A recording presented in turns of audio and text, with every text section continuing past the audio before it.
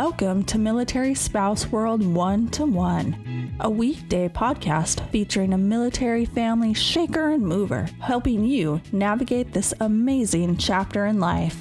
Here's your host, Dave Etter.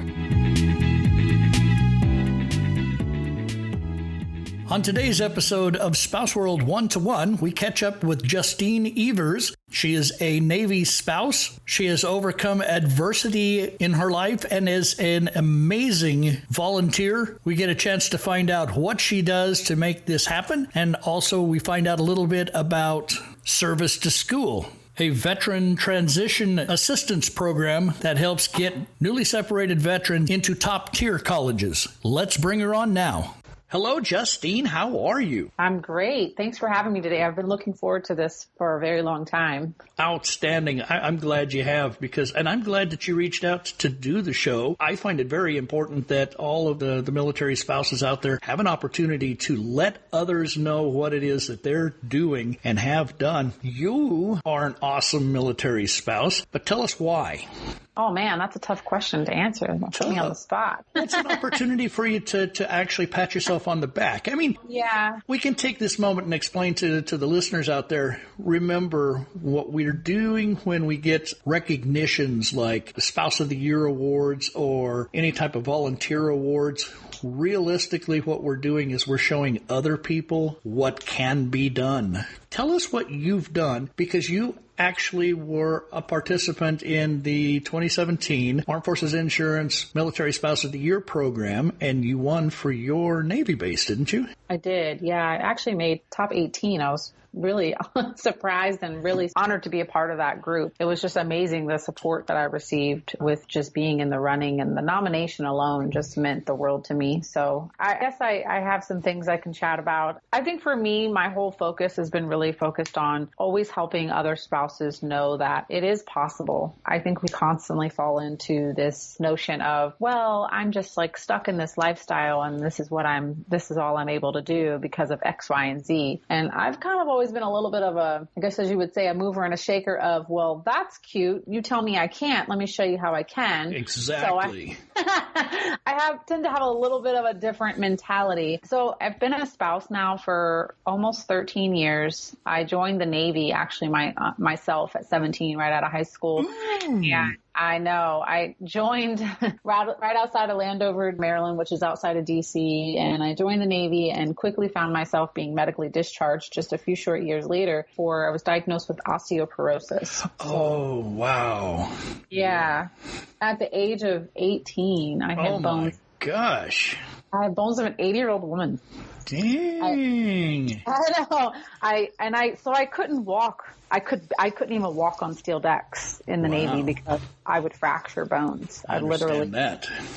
Fractured, yeah. So I faced a lot of fracturing of bones in my feet and my hips and my back, and all my plans kind of went to shit real quick. So found myself medically discharged and pursued college, and I stayed in the Norfolk area because I wanted to keep the friends that I had, and was really determined to like live on my own and not go back home, fall back into, living with my mom and doing that whole thing. So I focused on, I got my own place, used my Montgomery GI Bill, and then I met my husband, who was active duty Navy, and quickly then got into the spouse world. Uh-oh. And I've been doing that ever since, and it's been interesting to say the least. I've learned a lot, and I'm just honestly, I can't imagine myself not as a spouse. I've found at this point in my life, all of the challenges that I used to complain about are actually the things that I'm the most grateful for.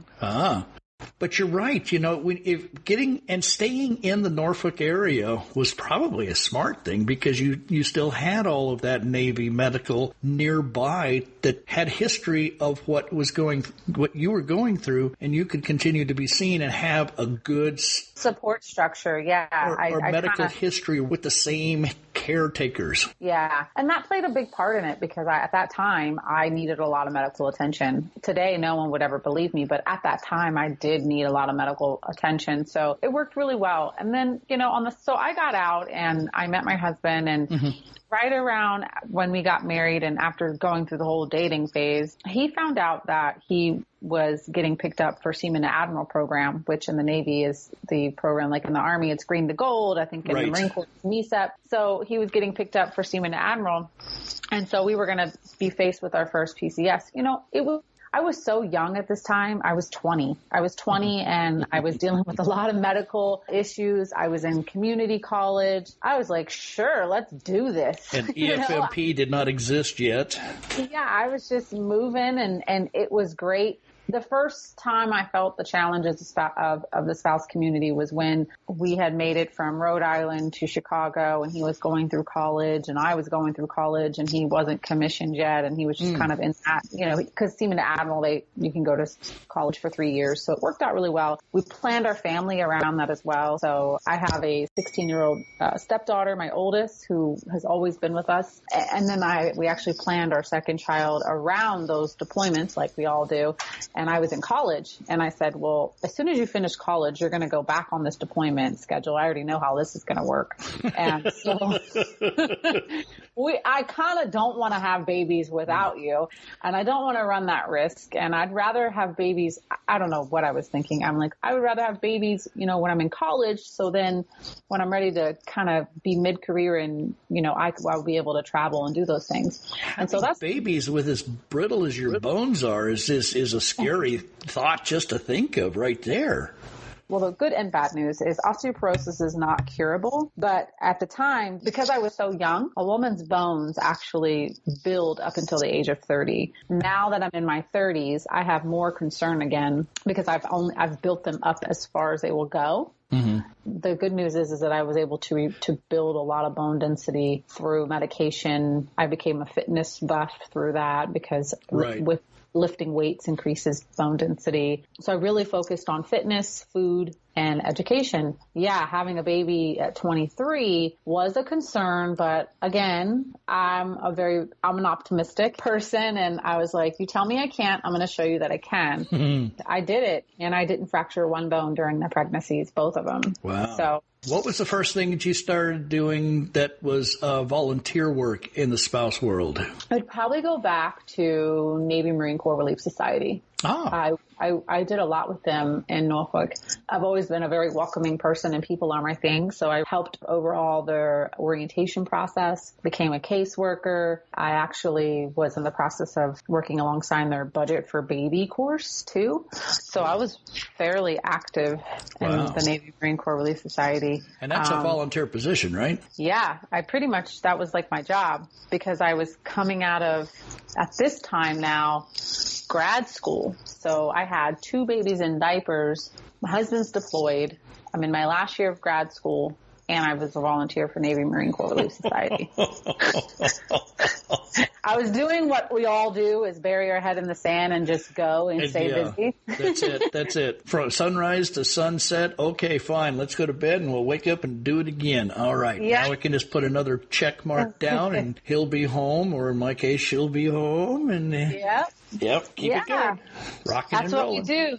And, that kind of takes me back to what I said about some of the biggest challenges I'm actually most grateful for, because being a spouse and being in those situations has taught me that I am totally capable of doing. That's my superpower. Yes. That's something that a lot of us have that a lot of people do not have. The ability to buckle down and stay busy and stay focused and juggle and kind of work through that grit is something that a lot of people don't have, and a lot of spouses don't realize that they have. That's what taught me that. And that's a huge asset to your career, being able to buckle down and see the future and know that this is temporary, this too shall pass. And, I've been through worse type of situations. That's one of the things that I've learned to be actually grateful for. In your bio, you have that you are the Senior Director of Programs at Service to School, S2S. Mm-hmm. Tell us about Service to School and what being senior director entails. Service to School is a nonprofit that we've been around only for about 5 years, and it was founded by veterans and is led by veterans. And we focus on mentorship, helping transitioning service members, as well as community college level student veterans transfer into the top 4-year institutions from around the world. So we have a peer-to-peer network. We provide application assistance, essay review, resume review, mock interviews. We kind of have a huge network and relationship with a lot of the admissions offices across the nation with schools like MIT and Cornell and Princeton and Yale, and basically are really focused on helping the veteran or student veteran or transitioning service member maximize their benefits with the best school possible for them. Wow. Yeah, it's a very rigorous process. I didn't go to these schools. I learned everything the hard way, but the process to get into these schools is extremely rigorous, and we basically are kind of like their guidance counselor, consultant, and kind of help them along, all free of charge.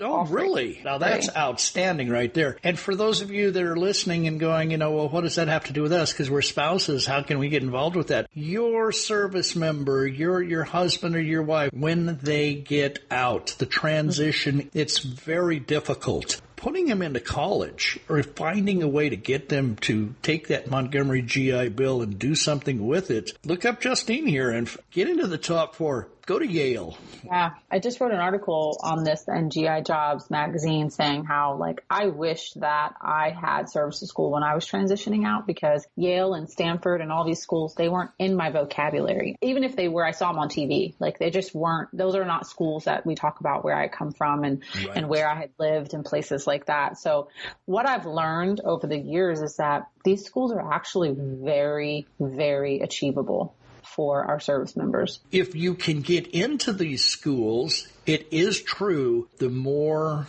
Ivy League the school is, the more weight it carries on your resumes. Mm-hmm. Absolutely, 100%. Yeah.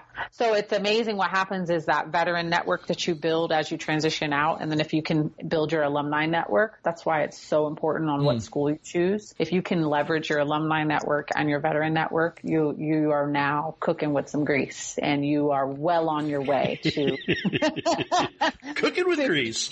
Yeah, to being extremely successful. And I had to learn that the hard way. I was faced with a really tough decision once it was time to PCS again. I can't even, I've lost count on how many I've done.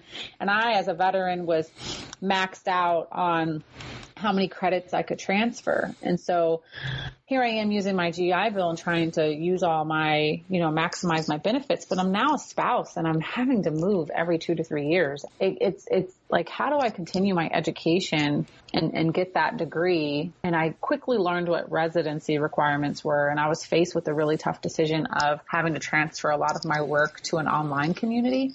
To be honest with you, at the time, I wouldn't change a thing because that's what worked for me.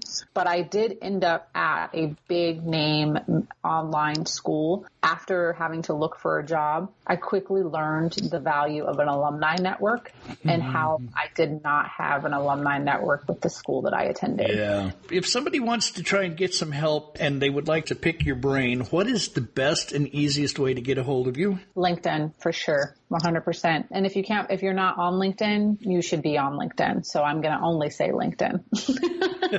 I'm on LinkedIn. Yeah. As a spouse, if I could give any advice for any working spouse, LinkedIn is the most powerful tool you can utilize for your career. It has allowed me to personally brand and showcase what I'm passionate about and the things that I'm working on and the projects and the schools in a professional way, to where I am now in a position to where people are asking me where I'm PCSing next because they want to hire me because of the network that I've built on LinkedIn. Anybody that is interested in finding me, I'd highly recommend LinkedIn or Service to School. My information actually is not on there as we speak, but my email address is justine.evers@servicetoschool.org. And the 2 is number 2. My personal email address, I don't even care. I'm happy to help anybody, is justine.evers@gmail.com. But perfect. I do a lot more connecting on LinkedIn with people that I don't know personally. I like to keep my Facebook very personal. as much as possible. Right. Makes sense to me. Yeah, it's blending as I grow in my career. For the most part, I try to really strive that way. Yeah. I have one last thing that I actually kept saying. Some of the things that I used to complain about that I'm actually now most grateful for. The moving of every 2 to 3 years. I often hear a lot of spouses say they can't find a job, can't maintain a job. And trust me, I know all the woes even still right now. But the mind frame that I've learned after have built a career successfully and now working towards my 7th year as a spouse working consistently in the same industry, what I've noticed against my civilian counterpart is moving every 2 to 3 years is extremely challenging and it's not meant for everybody. But if you can turn it into a positive instead of a negative, you'll actually be better off for it. And the reason why is because right now I'm a little over halfway through our duty station and we're actually negotiating orders right now. And we're going to be out of here next summer. And I'm freaking out again. I'm like, okay, here we are. I'm freaking out. I'm like, I have this amazing career in the Bay Area. I have this amazing network in Silicon Valley that I don't want to leave. But what I'm noticing is what's happened, has just clicked for me. And that's why I want to share it, because it's a really powerful tool, is that this actually forces me to never be comfortable. Never. As uncomfortable as that is, I always win in the end for it because I'm moving up the career ladder quicker than anybody else, because I know when I come into a job, something that would take someone 5 years, I got to do in 2 years. So I'm kind of almost pseudo a badass only by default. Because then people are like, wow, Justine, you're such a go-getter. And in my head, I'm going, I don't have a choice.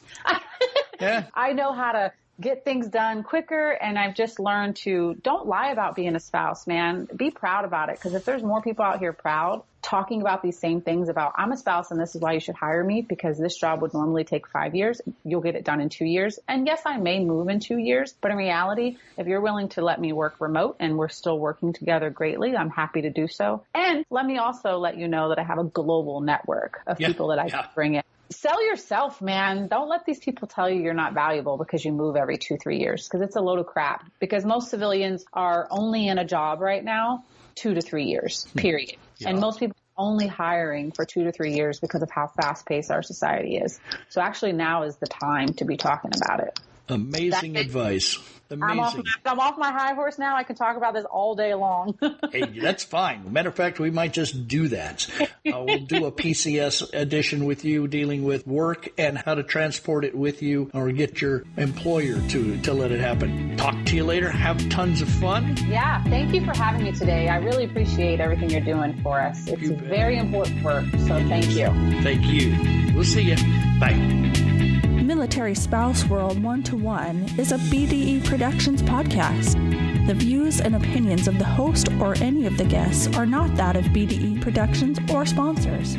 Be sure to like this episode and subscribe to Spouse World 1-to-1.